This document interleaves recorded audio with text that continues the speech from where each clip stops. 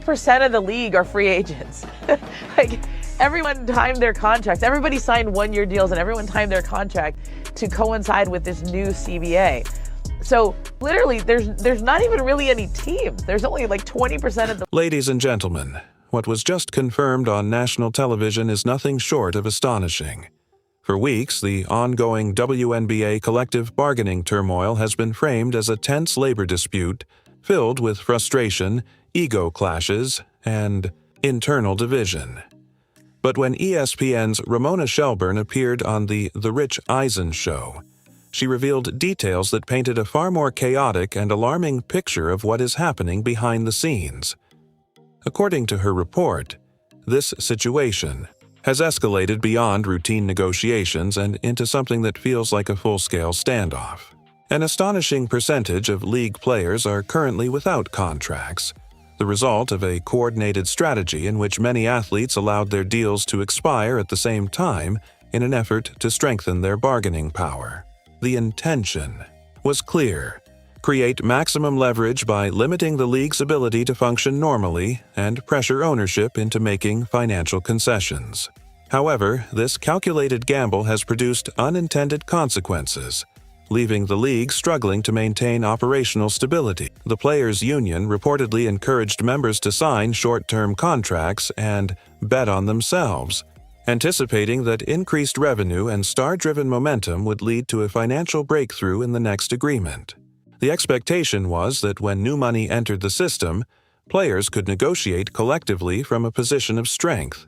But high-stakes financial brinkmanship only works if one side eventually yields, and so far neither side appears willing to compromise.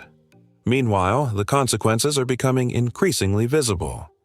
Two expansion franchises in Toronto and Portland are preparing to enter the league, yet roster building has been stalled due to the lack of a finalized collective bargaining agreement.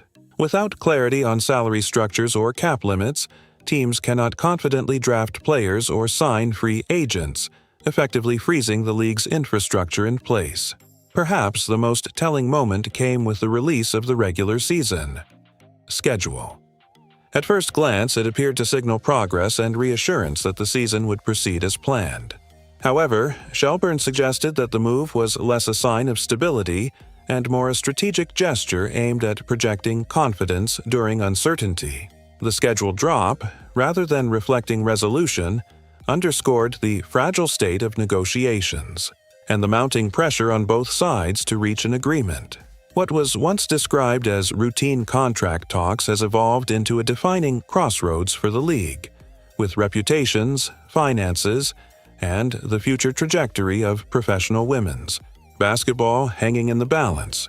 We're getting close here, Rich. I mean, I thought it was interesting to put out a schedule, because one of the pressure points I've been hearing was literally arena dates. You know how this goes. Like, if you don't have your date on the schedule, they give them away to some concert. They give them away to some circus that comes to town, or they give them away to anybody else who wants to use the arena. Arenas cannot have open dates. And if you want those open dates, you gotta lock those in. So the league went forward with the idea of let's do the schedule, even though we don't even know who's on what team. And I thought that was a blink. The situation has become so chaotic that the league reportedly felt compelled to release a season schedule for teams that do not even have finalized rosters, simply to secure arena dates before other entertainment events could claim them. Think about the optics of that for a moment. This is the premier women's basketball league in the world, home to stars like Caitlin Clark, A'ja Wilson, and Sabrina Ionescu. Yet it is reportedly competing with traveling shows and large-scale entertainment tours for venue availability. That reality underscores how fragile the current negotiations have become. With the Players Association pushing aggressively for a significantly larger share of league revenue, reportedly around 30% of gross income, tensions with ownership have intensified. High-profile union leaders such as Breanna Stewart and Nneka Ogwumike have been vocal about securing what they believe is long-overdue financial recognition. But critics argue that such demands come at a time when the league is still working to achieve long-term profitability and structural stability. As a result, what should have been a celebratory period of growth and expansion has instead turned into a public standoff that exposes the league's financial growing pains. Players want the benefits and treatment comparable to the NBA: chartered flights, maximum contracts, and a larger revenue split. But the economic ecosystem of women's professional basketball is still developing. The comparison highlights the tension between aspiration and financial reality. Owners, facing uncertainty over revenue distribution and long-term commitments, appear hesitant to concede without guarantees of sustainable growth. Meanwhile, respected broadcaster Rich Eisen cut through the noise by pointing out the central issue. The league's surge in attention and commercial momentum is largely tied to its newest generation of star power. At the heart of this dispute is not just money, but the question of how quickly the league can transform rising popularity into lasting financial strength without destabilizing the very foundation it is trying to build.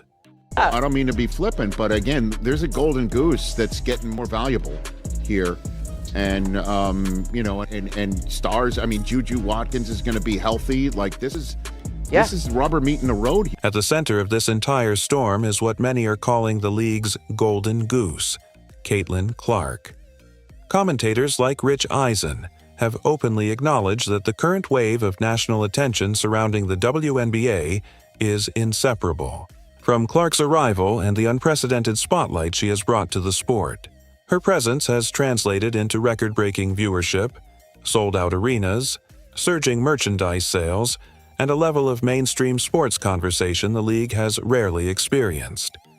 The concern being raised is not about her talent, but about the fragility of momentum. In modern sports entertainment, fan loyalty is often driven by star power more than brand allegiance.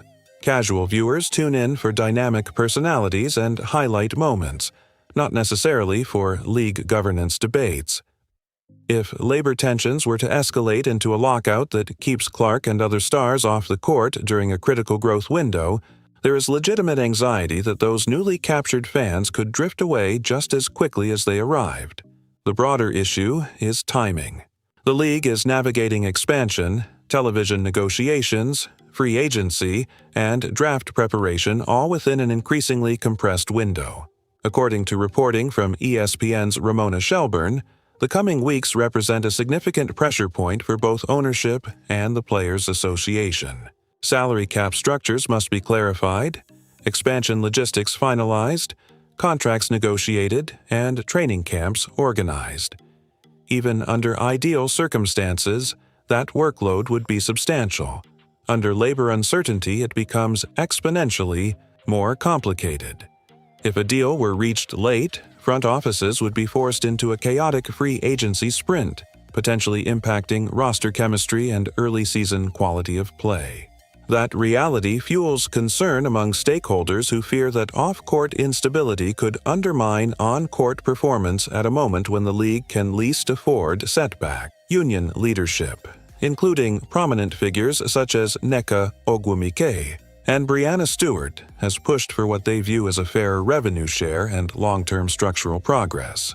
Supporters argue that the current surge in popularity strengthens the players' leverage and presents a rare opportunity to secure transformative gains. Critics counter that escalating demands in a still-maturing financial ecosystem risks destabilizing the very growth the league is trying to sustain. The debate ultimately centers on balancing ambition with economic reality, how to reward rising value without overextending resources. NBA Commissioner Adam Silver has a vested interest in ensuring stability, especially with major broadcast partners like Disney, Amazon, and NBC involved in media rights discussions. Television contracts are built on reliability and product consistency. Prolonged labor disruption could complicate those negotiations and weaken the league's bargaining position in future deals. Players believe they are fighting for a larger slice of an expanding pie. Owners are focused on ensuring the pie continues to grow sustainably. Ultimately, this moment represents a crossroads. The WNBA stands at one of the most commercially promising points in its history, buoyed by emerging superstars and renewed cultural relevance. But momentum in sports is notoriously fleeting. If both sides fail to reach a timely compromise, the League risks transforming a period of opportunity into one of uncertainty. The coming negotiations will determine whether this era is remembered as the foundation of long-term prosperity or as a cautionary tale about how fragile rapid growth can be when financial strategy and collective ambition fall out of sync.